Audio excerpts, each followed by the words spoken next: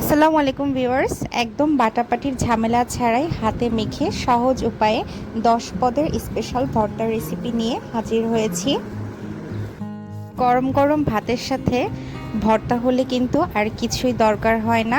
আমরা মাছে ভাতে বাঙালি হলেও সেই মাছের সাথে কিন্তু আমাদের একটু ভর্তা চাই চাই।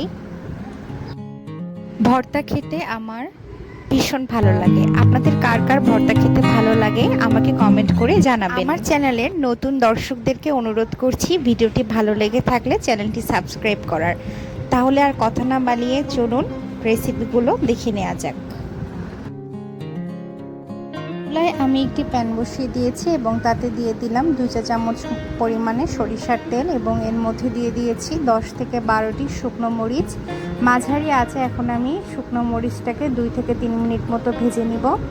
এতে করে কিন্তু মরিচটা অনেক মচমচা থাকবে। খুব 2 থেকে 3 মিনিট ভেজে নেওয়া হয়ে গেলে আমি এখন শুকনো মরিচগুলোকে তুলে নিয়ে এখন এর মধ্যে দিয়ে দিচ্ছি রসুন।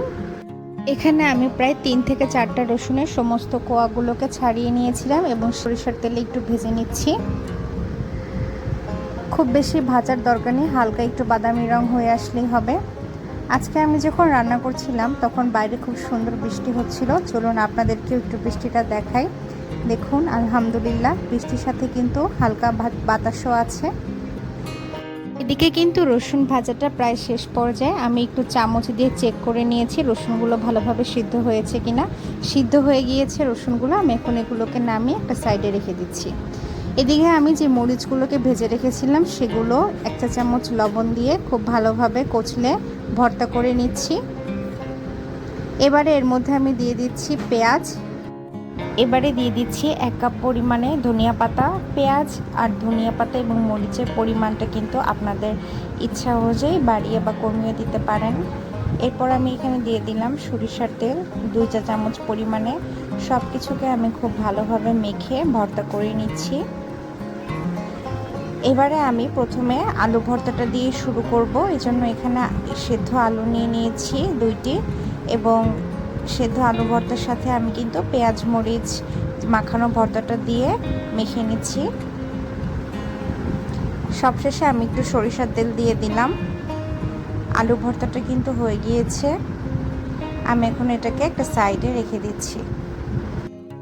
এবারে আমি এখানে নিয়ে নিয়েছি একটি সিদ্ধ ডিম। ডিমটাকেও আমি ঠিক সেমভাবে ভর্তা করে নিব।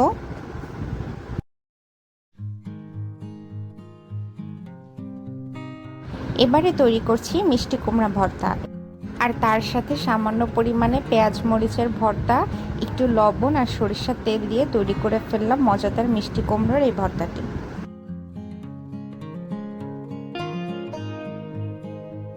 ভর্তাটিকে আমি একটা সাইডে রেখে দিলাম। 3 পদের ভর্তা তৈরি করা কিন্তু শেষ। এবারে তৈরি করব ঢ্যাঁড়স ভর্তা। এখানে আমি কয়েকটি সেদ্ধ ঢ্যাঁড়স নিয়ে নিয়েছি এবং তার সাথে দিয়ে দিলাম পেঁয়াজ ও মরিচের মাখানো ভর্তাটি এবং একটু রসুন। আর আমি কিন্তু এখানে কাঁচা মরিচও ব্যবহার করেছি। ঢ্যাঁড়স ভর্তাটা একটু কাঁচা মরিচ দিয়ে খেতেও ভালো লাগে, তাতে করে ফ্লেভারটা পাওয়া যায়।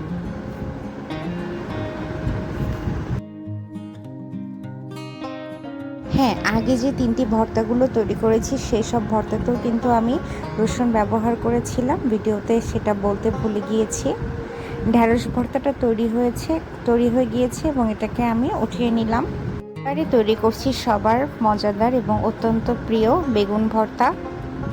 একইভাবে আমি একটু কাঁচা মরিচ রসুন আর পেঁয়াজ মরিচ মাখানো ভর্তা, সরিষার তেল আর সামান্য একটু লবণ দিয়ে বেগুন ভর্তাটা করে নিচ্ছি। বেগুন ভর্তাটি তৈরি হয়ে গিয়েছে। এবারে আমি করব ডাল ভর্তা। এখানে আমি ডাল নিয়ে নিয়েছি এবং আর সাথে দিয়ে দিচ্ছি পেঁয়াজ ও কাঁচামরিচের ভর্তা, সামান্য একটু লবণ, সরিষার তেল আর রসুন দিয়ে কিন্তু আমি ডাল ভর্তাটা করে নিলাম। এবারে বানাবো বরবটি ভর্তা। সবজিগুলোকে কিন্তু আমি একসাথে পানি দিয়ে আগেই সেদ্ধ করে রেখেছিলাম।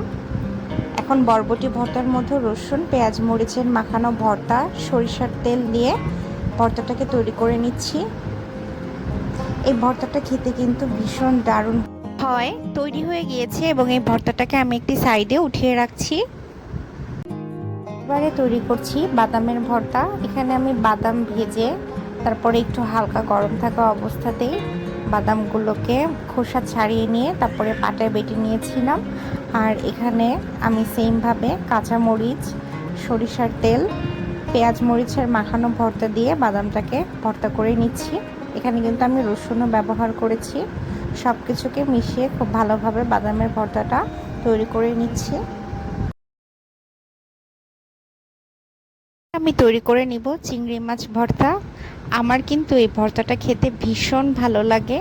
আর আপনাদের কার কার চিংড়ি মাছের ভর্তা খেতে ভালো লাগে আমাকে কমেন্ট করে কিন্তু অবশ্যই জানাবেন। একইভাবে আমি পেঁয়াজ মরিচের মাখানো ভর্তা, একটু কাঁচামরিচও দিয়েছি যেন ভর্তাটা থেকে একটা কাঁচামরিচের ফ্লেভার আসে। সামান্য পরিমাণে একটু লবণ আর সরিষার তেল দিয়ে তৈরি করে নিলাম মজাদার সুস্বাদু এই চিংড়ি মাছের ভর্তাটি।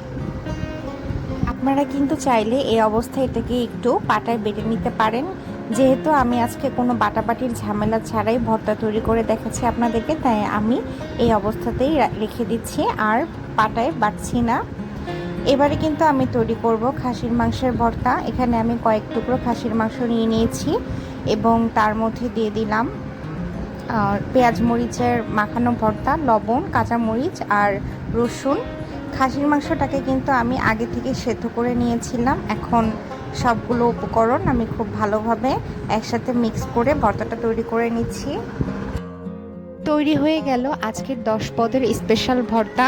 চেষ্টা করেছি একদম ঝামেলা ছাড়া খুব সহজে আপনাদেরকে ভর্তাগুলো তৈরির রেসিপি দেখানোর। ভিডিওটি একদম শেষ পর্যন্ত দেখার জন্য আপনাদেরকে অসংখ্য ধন্যবাদ। আর আপনারা যারা আমার চ্যানেলে নতুন অবশ্যই আমার চ্যানেলটি কিন্তু সাবস্ক্রাইব করে যাবেন। আর হ্যাঁ, কমেন্ট করে জানাতে আমাকে ভুলবেন না আপনারা কে কে বাড়িতে আমার ভিডিও দেখে ভর্তাগুলো বানিয়েছেন।